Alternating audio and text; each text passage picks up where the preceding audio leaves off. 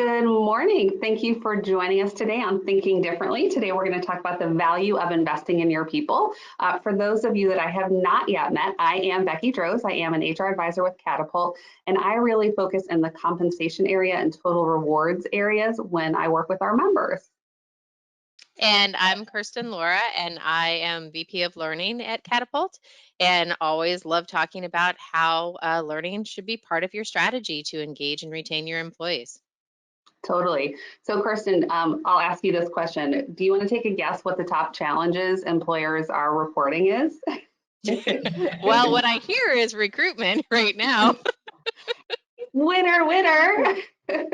Yeah, so recruiting and retention are the top challenges. So we've heard that for years and it just gets worse and worse. 61% say recruiting, 52% say retention. So put those together and that's a real challenge when you're talking about employees.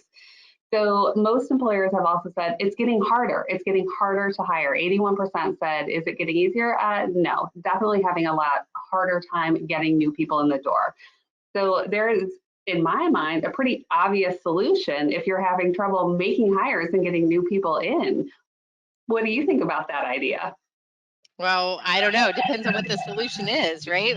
So I think that what we're seeing right now is people are looking for more to make sure that it's the right fit for them. It used to be that you were just looking for, like, does it fit my skills and things like that? But now we're really looking for that, is this someplace I want to actually spend my time? Do I find ways that I can grow? Like, am I going to like the people that are there? Like, what is the whole package that I'm looking at? And that means a lot more than just salary right now, for sure. For sure, for sure.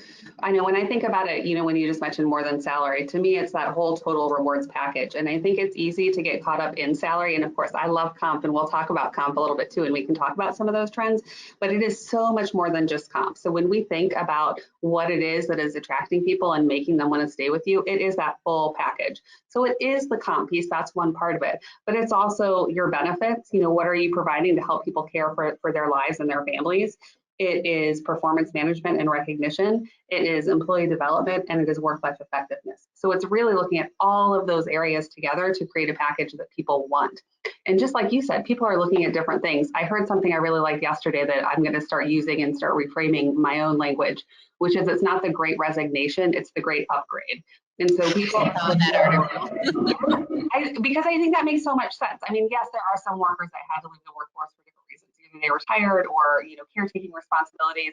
But I love the idea of thinking of we're looking for something better. It's not just like, peace out, I'm not going to work. It's what's going to be better for me. So I think when we look at that total rewards and what's better, I love the idea of the great upgrade. So that's my new language. I'm definitely stealing that.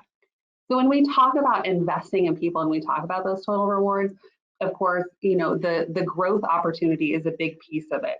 So tell me a little bit, how do you view the role of learning and development and performance management essentially when it comes to attracting and retaining employees? Well, so much has changed in the learning space in the past decade. And one of the big things that has changed is how much we expect out of employees.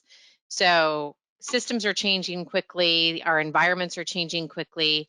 We've got 5 generations in the workplace for the first time ever. So you've got to have really upgraded communication skills and things like that. So it used to be that I could go to school and I could be an expert at one thing. And I Mhm. could go in and I could actually have a career focused on that one thing. And now I have to be like a mile wide and, a few inches deep and then kind of experts on different things. Yeah.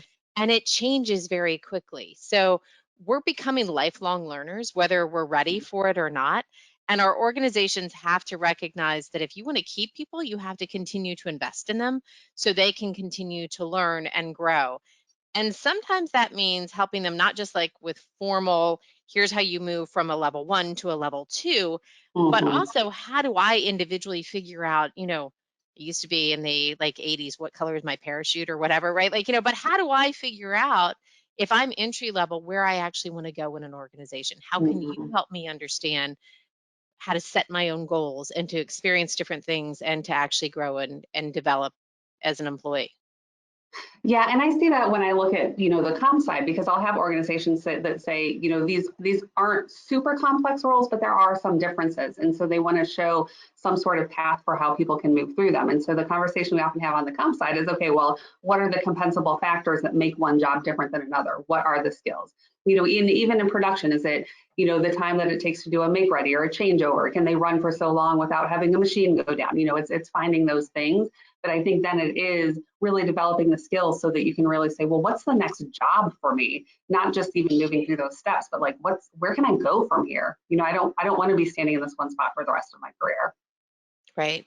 Well, and a So lot of how the do times, employers like what do we that? start out doing isn't what we end up. Like, I don't know if you, like, I didn't start planning on ending up in learning quite in the same way that I have, Yeah, So I think that everybody who is in the workforce today, like, there's a trial and error moment that, we are working through different jobs, trying to figure out what fits in an yeah, organization that can find ways to work with us as we explore and learn. Really yeah. is going to have an advantage to keep people. And I know for myself, that's been a big driver. I worked for an employer that helped pay for grad school, and I really valued that. I wasn't making very much money at the time, but I really appreciated the time that they gave me to be able to like say, I've got a test this week, so I know I'm thinking about that. And so it was that flexibility in addition to the comp piece where they helped actually pay for school. So that was a huge value to me with that organization. And even here, I worked on a certification, and so being able to say, hey, I've got to run out because I have to go take a test in a one of those Prometric testing center kind of lab places. It's like, I appreciate having the ability to do that. They're investing in me to be able to allow me to do that. So I think a lot of employers can do that. But how can employers approach that? What do they do? I think there are some that say, I don't know where to start, even with something at looking at some of those mappings between a level 1 and level 2, all the way up to some of those bigger things, like tuition and like giving time for additional training. Well, when you talk about the mapping, it goes back to that same question that you had about what skills, what makes the job different, right? Mhm. So being able to identify the competencies that you need at a level 1 and a level 2, and then really being able to say like, okay, so how do you fill that gap? Like, how do you actually educate somebody so they're moving from a level 1 to a level 2?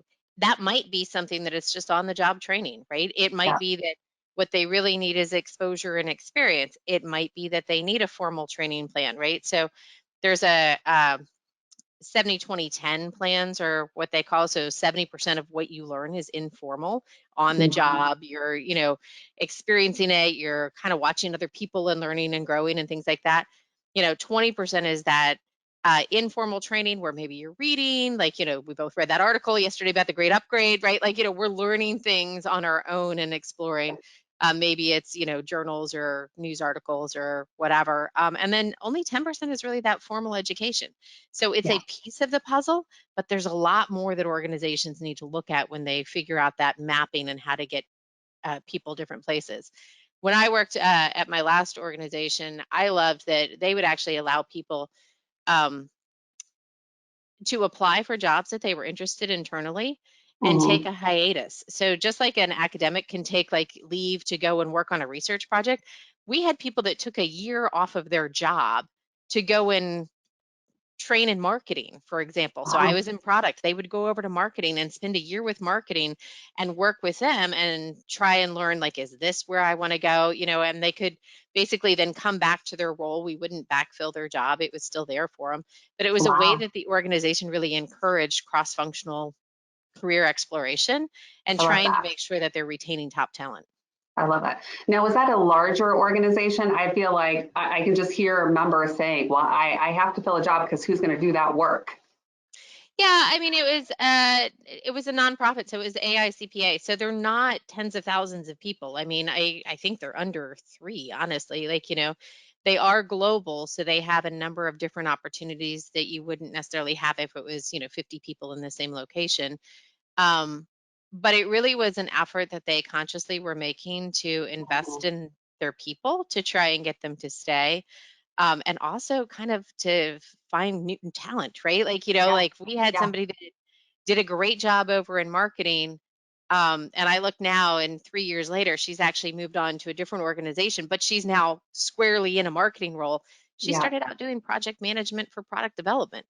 Yeah. Not really what Yeah. you would think of for marketing, right? No, but I love that. I mean, I love the idea because when we think about growth and development, I know often we think very linear and it's a ladder and it's a, I'm an HR generalist, I'm a senior generalist, I'm a manager, I'm a director. Whereas really you might be, okay, I'm an HR manager, but really I see the operations side of this too. And I've got the business mindset, I'm going to move to operations or I'm going to move to procurement, though I think it's not always a ladder. I heard one person describe it as a rock wall. Your path might be a rock wall where you might have to move to the right, you might have to move to the left. It's not just straight up.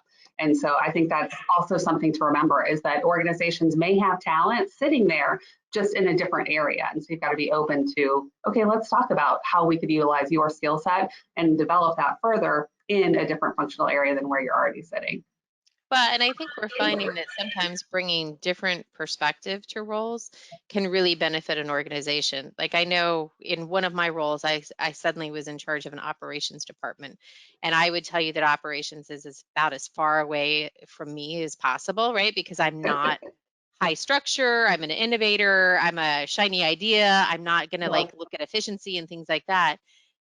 But I took it as a personal challenge to look at it and say, well, how can I apply all of those innovation approaches to an operations department and innovate within the constraints of efficiency and customer satisfaction and, time to market and everything like that.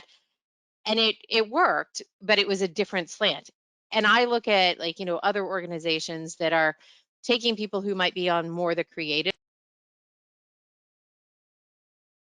I just lost your sound, Kirsten. Can you hear me? And it works really well. So, sometimes thinking out of the box of who fits is a great idea too. Yeah, I think one of the challenges there too is you have to talk to people and find out what they're interested in. So this was our second poll. Maybe we can skip to this one. Abby, if you wouldn't mind sharing our poll about career paths and professional development, because I think as we're talking about all of this, one of the things that has to happen is that you have to know what people want to do.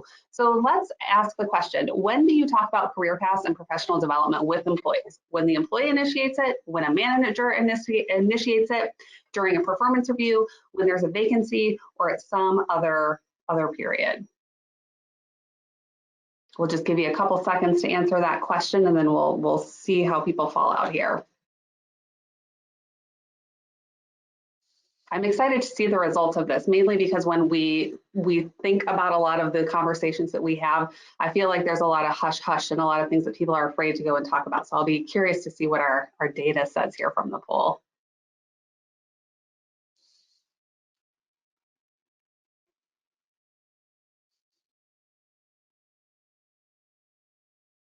All right, Abby, can we see the results? All right, so during performance reviews is definitely the winner. So for most organizations, that performance review only happens once a year. So I feel like you might be missing out on some of that untapped talent if you're only having that conversation one time a year. Because think about even in your own life, how many things are changing? How many of you are setting a goal or thinking, I know exactly what I want a year from now? So I think we have to become a lot more open about having those conversations about what that path may look like during these other periods. Obviously if an employee initiates, you're going to do it, or if the manager sees something. But I'm also surprised to see that it's only 6% when a vacancy occurs. That seems like a great time where you might want to be saying, hey, do you have the skill set? Are we able to train you and get you what you need to be successful in that role? Or can we have a little leeway knowing that we're still going to have to do some investment and get some, whether it's coaching or mentoring or something more formal to get that person ready to rock and roll in that job. Yeah, and I would encourage managers that if your organization doesn't talk about career paths, it is still okay for you as a manager to find out from your people, what are their personal goals? Because, your job as a leader is to support your team and to try and get the best out of them. And also, hopefully, so they actually find ways to grow and develop and mature as employees and along their career. I think it's great to have those conversations. And if you find somebody that like they don't want to stay in what they're doing and you can find them another home in your organization, fantastic. Or if you can find them exposure to things that will help them develop so, eventually they move on to the role that they want, they're still going to be a better contributor than if they're just stuck knowing that they don't like the job.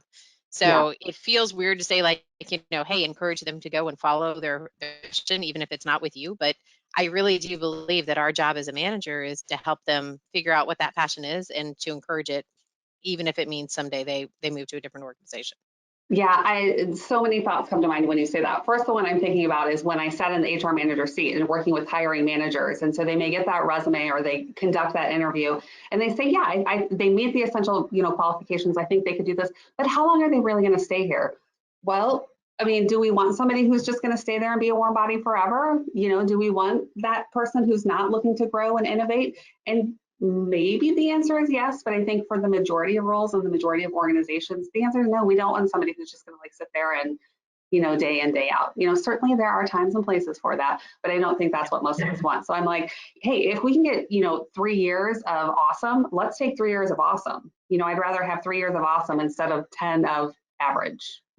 Yep. Yeah. Well, or you have to change what you're hiring for. Like if you're truly, I mean, we just went through this for a learning coordinator role and, literally in the interviews, like, some of the comments from the team were, I don't think she's going to stay very long. She's just starting her career. She's going to change.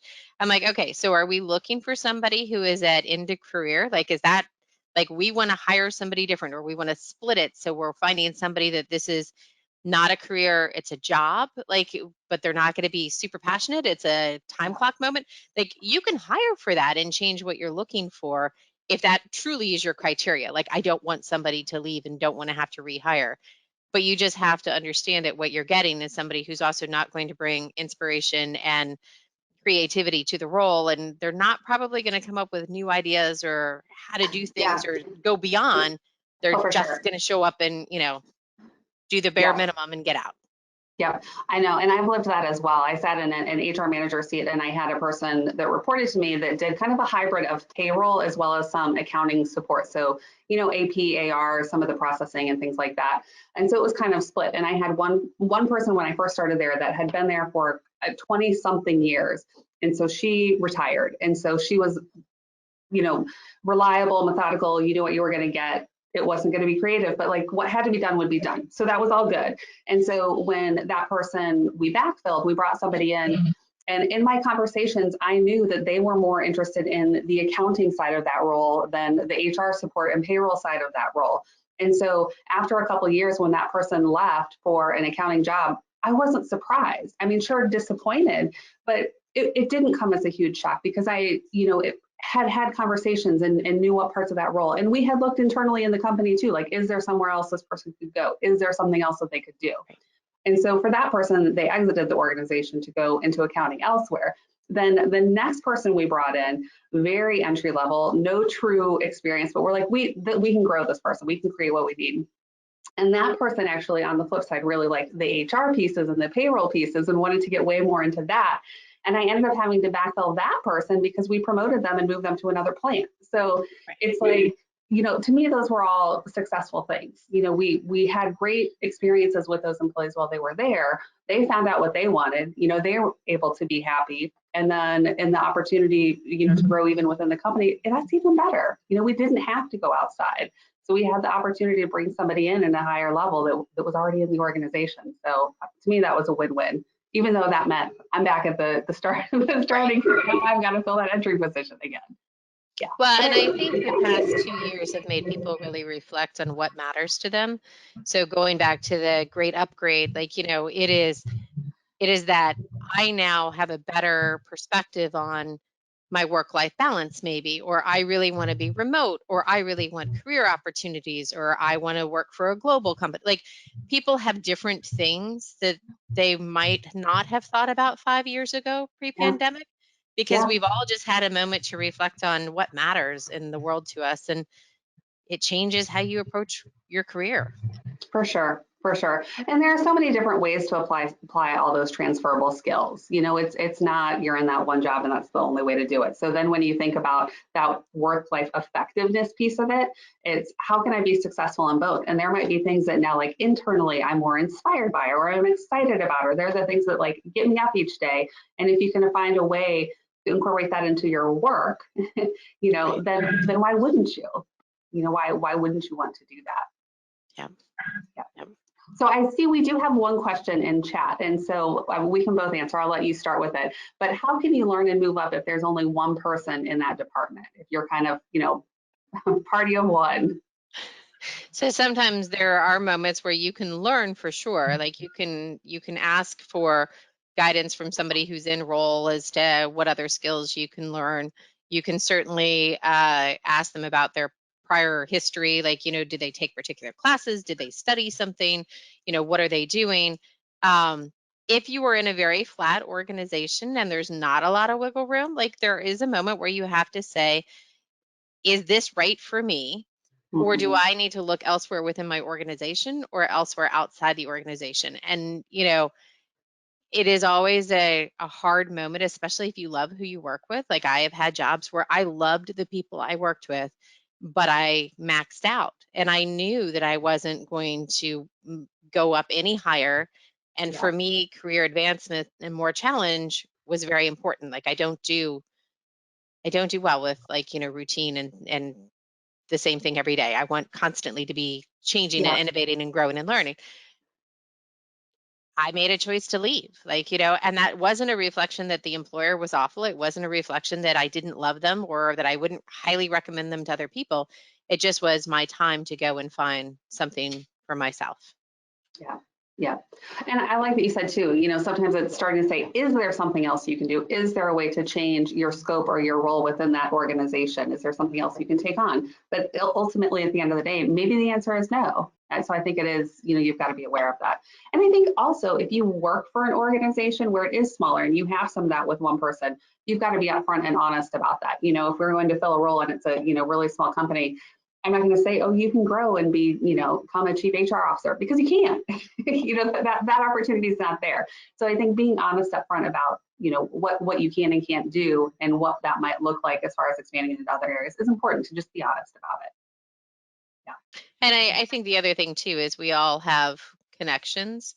So, like at Catapult, I look at it and whenever we have somebody come in, I'm like, well, here are the places where you could look at Catapult, but we Yeah, also have great member networks, right? Like, so I have quite a few of my prior facilitators have moved on to now go work full time for our members. Like, every time I send one out for a private group, I cringe a little bit because I'm like, are they going to fall in love and I'll never get her yeah, back? yeah, But that's part of it, right? Like, they find exposure, or, there may be a great connection where a member has a job posted and we can say, hey, we had the perfect person. They're right here and you've worked with them in a different capacity. yeah. Yeah. Yeah, I think the networks are an important piece of it, because you have insight. Now you've seen what that person can do, but that individual that may be considering the change, they also know something about the organization. So I think that's a good opportunity for people to look and say, what else is out there for me? I do see we have another question. This one is around mentorship. So how about offering a mentorship for someone that's a sole contributor? Have you seen any success with that? I love mentorship programs. I mean, and as long as everybody that goes into them understands the expectations of the role. Sometimes, like, people just kind of say, like, oh, will you be my mentor? Sure, great. And nothing ever happens, right? If you ask somebody to be your mentor, or if in HR you are setting up a formal mentorship program, there needs to be a moment where the mentors and the mentees are trained on what the expectations are. How often are they going to actually interact? What do you actually expect the mentor to do? Is it something that you come back together, each quarter and you do something that is helping them grow as a team and understand each other? Like, what really are the goals of the program? Yeah, The structured one, I think, does a little bit better. But even if I were to go and ask somebody to be my mentor, I would still, if I were asking as a mentee, I would say, this is what I really would love for you. I would love to be able to sit and have coffee with you once a month and just ask questions about how you got to where you are in your career, or give you ideas if I'm creating a plan, like, so you could give me feedback on what that plan looks like and how I might improve that. yeah. You can structure it as the mentee if there's not a formal program. Yeah, yeah, and I've seen both as well. I've definitely been in organizations where we did have the more formal, plan, and we kind of set up some of those expectations and brought everybody together early on. But then I've, talked to people even within that organization where they did have that more informal relationship as well, to say, can you be my person that I can go to and ask questions and seek guidance? it's not going to, come back, or it's not going to be viewed negatively. I think sometimes with some of those relationships, that's part of the fear is, what am I asking? And am I going to be viewed as incompetent, or am I going to be viewed as somebody who, doesn't know something that they should? So I like when you put some parameters around it and develop that relationship and build that trust so you can get that honest advice. I think that Yeah. can be helpful. And I would say, like, don't be afraid to ask for help from somebody outside your organization. I mean, like, there are some amazing groups out there right now that are supporting careers and reaching out to people. Like, I'm members of all kinds of different Facebook groups that are all related to women in the workplace and, career development and things like that. You could easily tap people in those situations and say, would you be willing to be a mentor? This is where I'm at my career. Like, I'm going to ask questions that you might think are a little stupid, but I really need to understand. Yeah. And I think that it is a shame if you enter a mentor relationship and you aren't comfortable asking questions, like, because there are a lot of things that people are never taught. And when you start your career, like, you don't know, like, what's a 401k? Like, why do I need this? I mean, like, we think everybody knows all of these different things, but they don't. They don't. I have a great story. I mean, it's not even just some of those business practices. It's even just some of the cultural norms. So I worked for an organization that was in an HR group. I was an HR generalist at the time. I reported to an HR manager, and we brought in an HR coordinator. So it was this individual's first real job. And so it was her birthday. And so I stopped and I brought in a cake. And so, of course, I set, the cake out by the desk. And so in the afternoon, anticipating, like, well, happy birthday, have some cake, this is great. And so after lunch, I come over and I'm like, where's the cake? And she says, oh, I took it home. I'm like, you took it home? So even that started what then it kind of lasted as kind of a, here's what you need to know from a norm standpoint. Like, it wasn't a gift cake, but like, she just had no idea. She's like, oh, somebody brought me a cake for my birthday, I'm taking this home. Like, as opposed to, no, this is an offer environment, an office environment, and we're celebrating you, but like, we're doing that together, so it was kind of like, and it was super awkward. It was really weird, but it was like, she just didn't know because it was her first real job and didn't know what was expected there. So even that kind of then turned into, a relationship where she would come and say, like, here's what I'm thinking about asking, or here's what I'm thinking about doing. Does this make sense? Yeah, because you're right. Sometimes people just don't know things. Yeah. So we have another question in the chat about researching similar jobs to add value to the current role. I love that idea of really finding out what best practice is and bringing it to the table. So, if you are, so for me, like I've already said, I am not a super structured, organized person. Like, I wish I had file cabinets and had everything organized, because it would make taxes a lot easier for me. And I probably wouldn't like do a wild scramble like I do. But knowing that I'm that way, like, I research best practice for our operations when I manage an operations team to try and figure out, like, well, what actually matters in the world of operations? Like, what are modern organizations doing for back end ops that I need to apply? And how do I actually go about doing that? Because I knew it was something that wasn't me. So, if you're not an innovator, like, if you know that, like, I don't really have ideas, this is a first job, I don't know what people are doing, like, in this role, go out and find out, like, and if that means, reading about it, great. If that means finding other people in the role and asking questions, go for it. Like, I mean, people like to talk about what they do at work. We spend a lot of time at work. Yeah. Like, hopefully we like what we're doing and we are willing to share, like, so definitely, try and find similar jobs to learn more.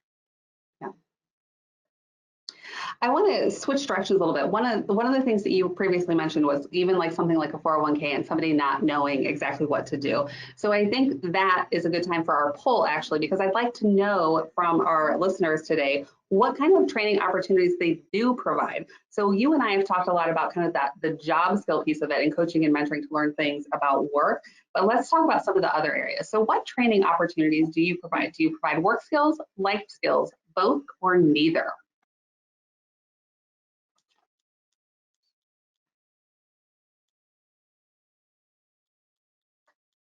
And again, I'm always excited to see answers when we ask these questions because I like to know what people are actually doing.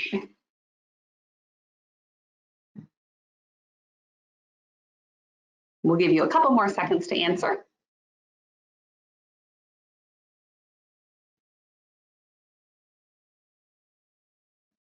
All right, Abby, let's see it. Okay, so here we go. We've got Oh, people that's that awesome. have skills, yep, and then some that do both. That is awesome. So Kristen started to talk about this a little bit when she mentioned even 401k or being in some networking groups, even things like working moms. So let's talk about that a little bit. I think the work skills part, we understand what that is. That's more the job skill. And part of that might even be that 70% that you just learn by observing. But what are some of the different kinds of life skills or training and development opportunities around life skills that employers might offer? So I loved an example that a member brought in back in, I think it was Q1 last year, and it was all about how they were helping their team understand things like how to pay off student loans or saving for your first house, or what should you do to plan for when your kid goes away to college, or balancing a checkbook, like all of these different things that we assume that somewhere along the way, maybe in high school, like they teach those things. I have a high schooler, let me reassure you, they do not teach anything on personal finance whatsoever. Yeah, Like, yeah. and there's a lot about a job that if you want to make it a career, it's not just a paycheck. And you have to actually figure out like what that balance is. So you're not constantly feeling like I've just got to make more money. Like if I don't Mhm. understand how to manage my money or manage my life outside of work, then it does become just well, who's offering a new bonus to sign on, and who can I get an extra 50 cents or a buck or whatever. So I'm going to play job hopping because everything else is chaos more than I'm going to be structured and actually be able to say like, let's figure out a career plan. I loved that. We have another member that has invested heavily recognizing the stress. So they're a mental health organization supporting Mhm. others. This past 2 years has been incredibly stressful for them because of the volume of what they have been dealing with. Mhm. And the organizer there, the CEO, he recognized that his own team was really struggling, right? So they put together an entire program talking about wellness and mental health and personal well-being, and trying to make sure that they were understanding how to take care of themselves and be protective of their own emotional well-being, Yeah. because that's so important as we walk into the workplace. Like we all know that after 2 years of a pandemic, we're a little on edge, I think, right? Like, and a little stressed. And it starts to show even in how we interact with others at work. So, I love some of those programs that just think out of the box and think of where employees might be at. Yeah, I like that too, especially thinking about the burnout and how we hear that a lot. And I heard a good definition that burnout is when stress goes unmanaged. And so if you recognize that there are stressful things where it's extraordinarily a stressful period, if you can recognize that and help to mitigate that, whether that's through a training or having somebody in mental health come and teach you some breathing or meditation, then you're addressing the whole person and giving them the skills they need to be successful as a human, and Right. then keep them being able to be engaged and successful at work as well. Yeah. Yeah. I know I definitely like the idea of the mental health providers. We did one here at one point. It was really cool. We had a nutritionist come in. And so, that was something some people are really into it. Some of us maybe need a little help in that area. And so it was really cool though, because this nutritionist came in and did a talk about nutrition, which yes, as an adult, we should know about, but it was very great and very practical. And then she actually did a demo and made some smoothies for us. And it was really cool. And it was a great way. I felt important, and I felt like my organization cares about my health, not just through like, oh, here's your health insurance, but also, let's bring in somebody to actually talk about these things. And so then we got to have some one-on-one time with her too. So that was a really cool way just to look at something outside of a work skill, but look at a life skill as well. Yeah. We had step challenges and water challenges, which were like little things and like not super intense from an organizational perspective, like no massive things had to go into it. But, Yeah. everybody that wanted to participate, it was a global challenge. So it was like, okay, who can walk the length of the desert or whatever it was that, and every month they would announce on the internet the winners. And I think at the end, I think everybody got like a logo branded water bottle or something. I mean, like Yeah. it was, again, something that the marketing department probably already took to conferences or already took like out to new Hey, it customers or doesn't something like that. matter how that But it got was to be exciting there. because like, we all could see like how each other were doing and encourage each other to actually, go walk the building Yeah. for But I 5 think minutes. challenges like that are so great because it has like the health and fitness aspect, but the camaraderie and like the friendly competition as well. Because I know when I've, participated in things like that, especially the step challenges, it'll, we would see people like, I'd be sitting there eating my lunch and somebody's like pacing around like our dining room. And I'm like, what are you doing? And they're like, I'm winning this week. And so I love that. I think that's a good way to, give people that opportunity, have some support at work. But again, think about like whole person picture, which I love that. Yeah. Yeah, and it really is talking about connecting with your employees, right? They're not just somebody coming in and punching a clock, like they have lives, and you have Oh to yeah. figure out like, how to get them engaged on multiple levels so they want to stay and continue to be part of the organization. Yeah, I think that's exactly right. You've got to know what are their needs. If you look at your workforce population, are they folks who are, in that bracket that may be going and looking at buying their first house? Then yeah, offering to have somebody come in and talk about that is going to be great. Having somebody come in early on to talk about retirement, but you've got to know, who your people are. If you've got a generally young workforce that's, in their first job, having somebody come in to talk about Medicare is probably not beneficial. But on the flip side, I've also worked for organizations where we had a population that was, would soon be retiring. And those were questions that they routinely had that in our HR department, we're like, well, we can't answer some of that for you. So we brought in an expert. We kind of heard this is what our people need. Let's make sure that they don't have to sit here worrying about that. So let's give them the knowledge and bring in the expert to do it. Well, that's such a great point, especially now with how diverse the workforce is. So if you have folks that are net new out of high school coming in, their needs are very, very different than somebody who might be, I've been there 40 years and I'm now 65 years old and I'm getting closer to retiring, although I don't want to quit yet, but I'm thinking differently than a 19-year-old would be for Yes. sure about where I am on my career. So just making sure that HR is looking not just at the job levels, but actually the age levels and where they are lifetime. Yeah. Yeah. You got to meet the needs, and that really does depend on where people are in their lives. Yeah. For sure. We do have a question that came in, which I think is actually a really great question. And it is, how does going into a remote HR position affect your career goals?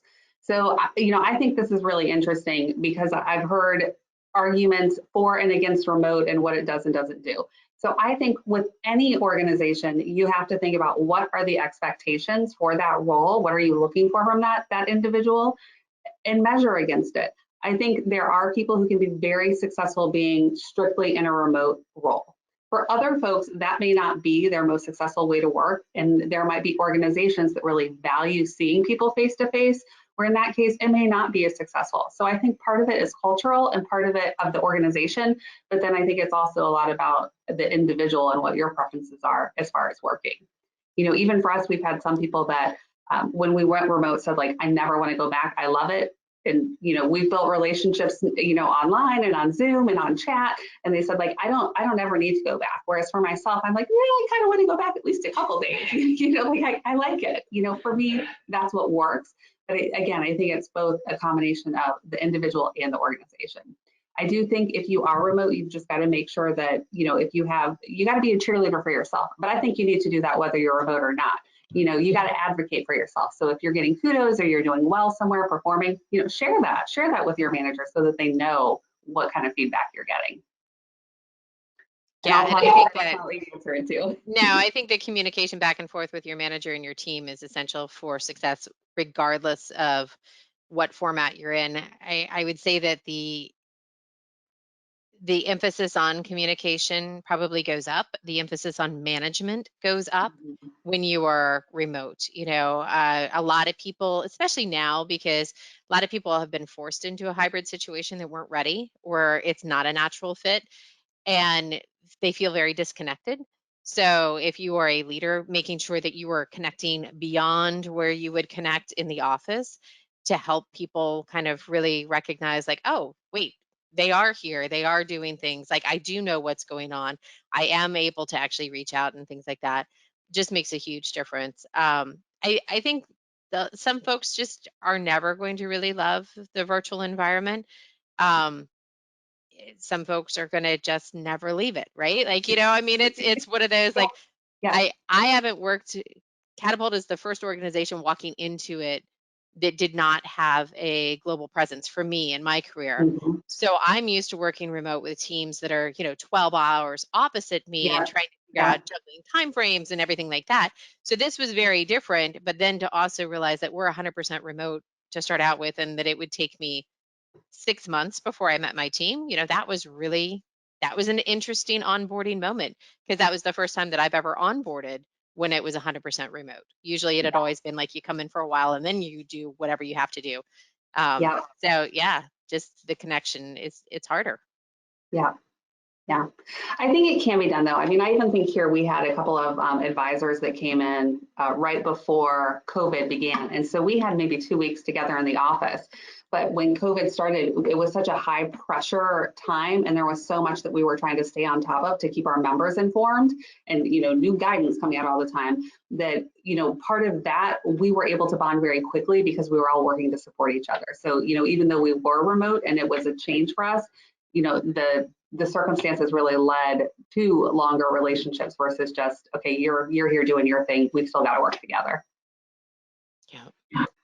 So we do have another question. Let me address this one. There are actually a couple in here. So the first one, I think this is a really good question, and I think it's hard to answer. But looking for some strategies or justifications that you can use to convince managers that they should be developing people when those managers might be hesitant to lose those employees, or you develop them and they go off to do other things.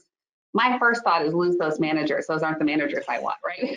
I want managers that want people to grow and do better than them. But I understand you may not be in a position to make that kind of decision. So I think it is to say, yes, we might lose this person, but if we can invest in them, if we can develop their skills, maybe there is a way we can use them in another way versus them having to leave or to exit.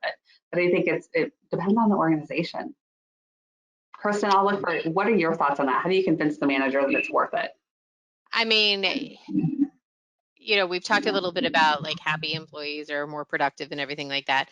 But I think the other thing too is if you are unhappy as an employee, you're going to look to leave faster than if Yeah. you feel like you were well taken care of, right? So like we know that from data, we know right now that especially like the younger generation, I know everybody eye rolls about the poor millennials, which I'm sure the next generation after that will be just as eye rolly for generations prior, right?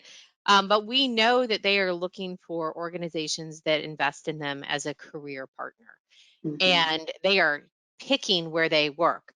They might settle for someplace, but if they settle for someplace and you're not investing in the employees, or the manager doesn't want you to lose that employee, they're going to leave faster than if you invested in them and they got growth while in role.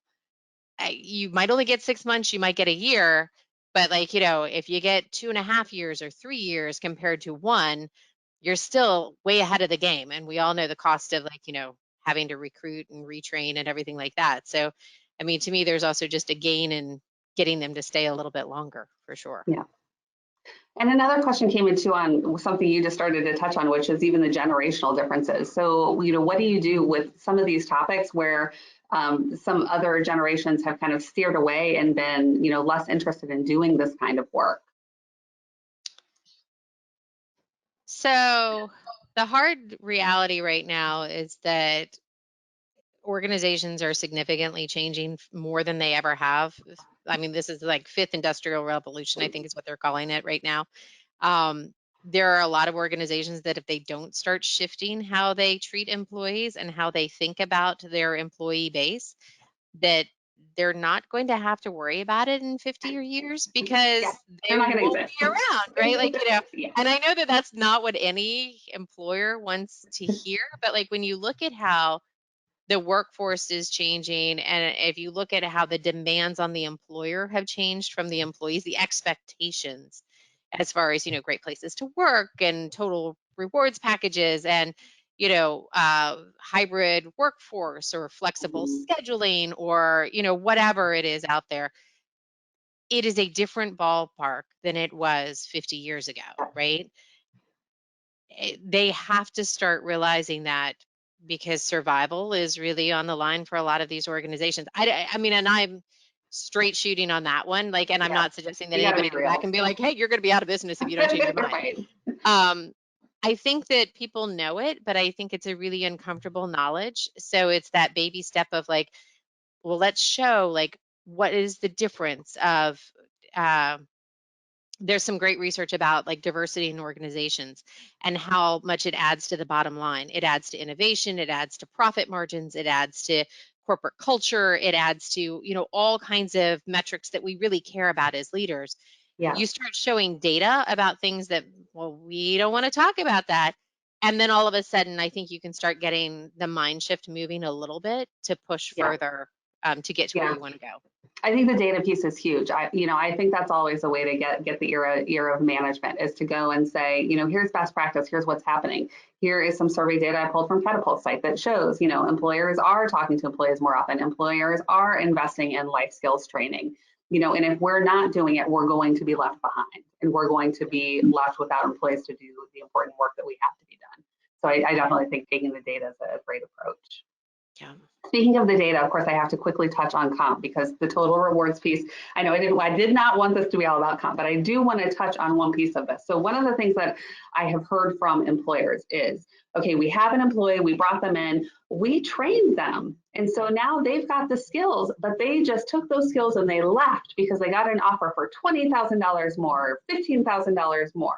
So when you train somebody and invest in them and you are providing the skill set, if they are then performing a different job, then you've got to compensate based on that job.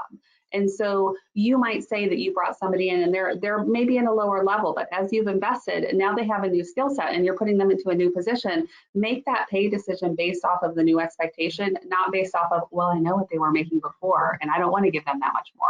How much is it going to cost you if you have to go out and fill that position with somebody that has the skills you need versus now you've got somebody internally that you can plug in and do it. So, from the comp side of it, make sure that when you are doing this, think about how can somebody grow.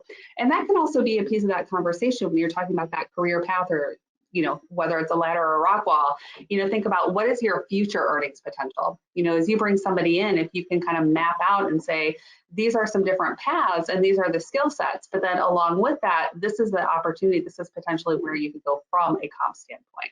So, they really work together and just don't forget that piece of it. So make sure that you're making those comp decisions based on, what's competitive for what they're actually doing. Well, and Becky, I know one thing right now that I think is so important is for everybody to think about their current employees, not just recruiting the new employees. So I know, it always was frustrating to me as a manager, and this is pre-pandemic, like, I would go and argue for, a higher salary, based on whatever, and be told no. My manager would say, nope, not going to do it. Like that person is already in role. We're only going to do a 3% increase. That's all we can do.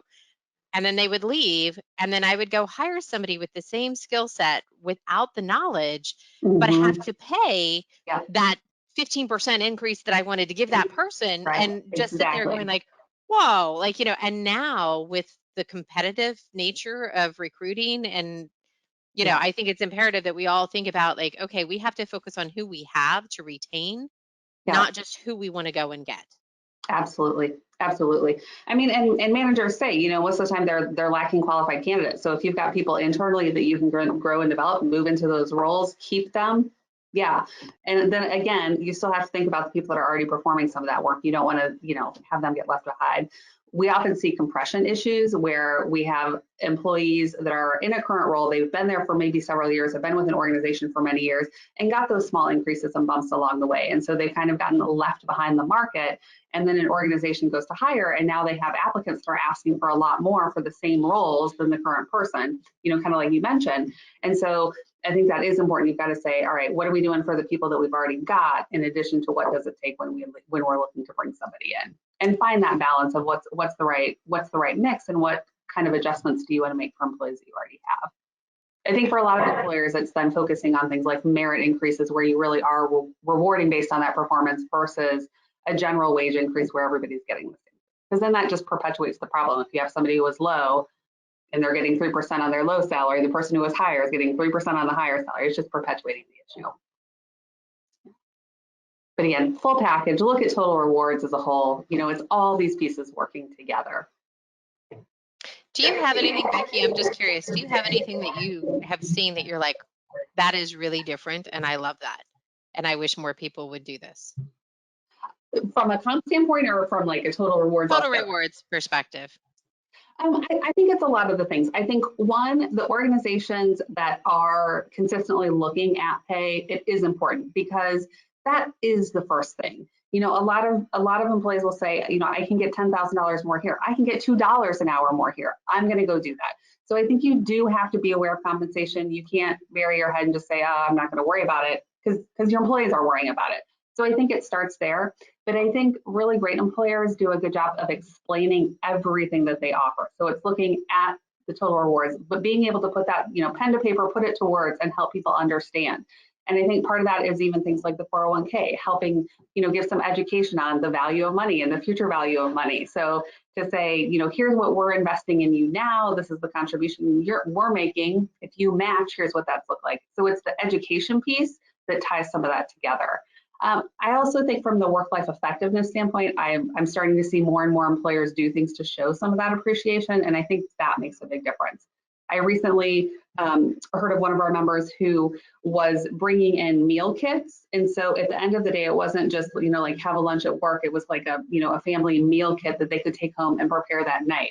So, you know, in a busy time where you were committed and these were people that had to be on site, it was a nice, here's something that's going to make your life a little bit easier. Don't worry about what you have to cook tonight. Here's something you can go home and do. And I think they had a couple of choices. And so it was a nice way to just say, hey, we're thinking about you. We recognize we're asking you to give a lot here. Here's how you can still be successful at home. So I think it's organizations that look for a variety of opportunities. And then, of course, asking, I think those do better if they ask and they find out what it is that employees want. You know, obviously providing something that people aren't interested in isn't going to help you.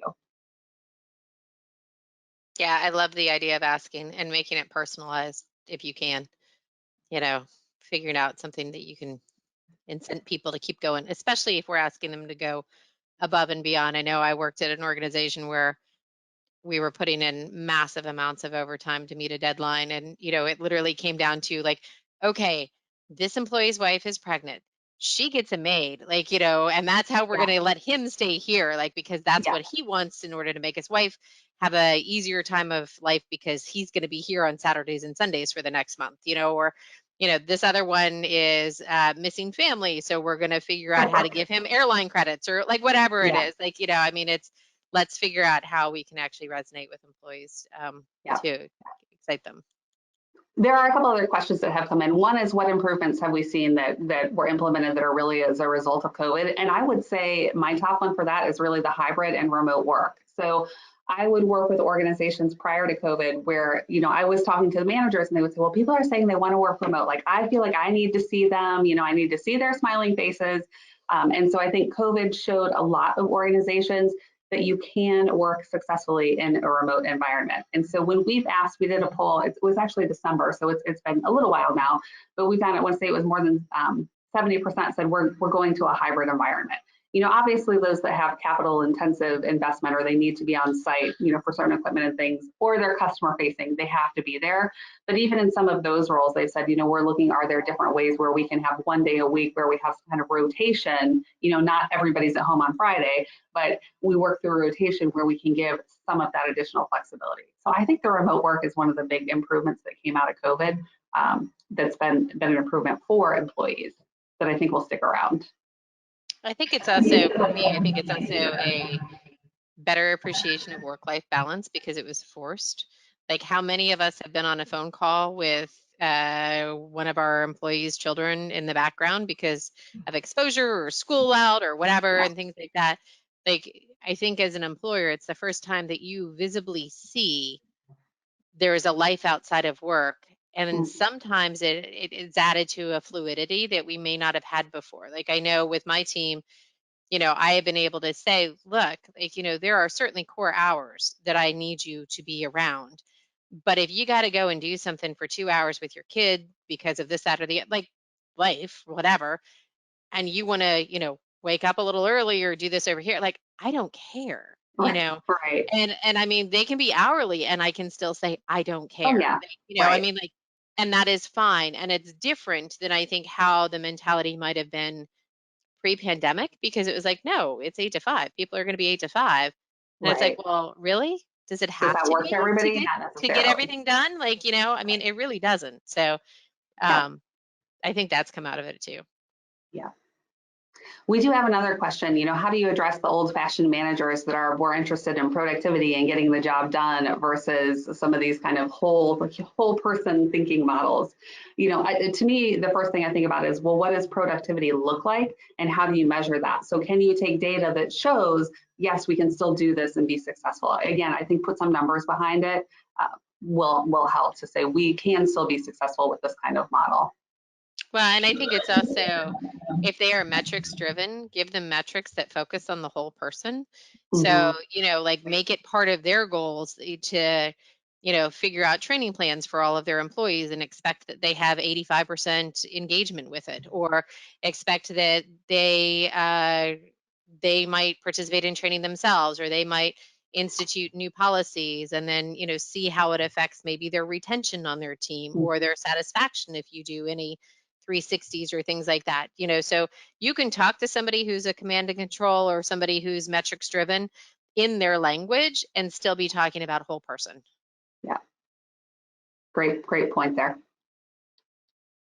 All right, we are getting down to the end, but I do want to call out a couple of highlights, things you need to know, little housekeeping items here.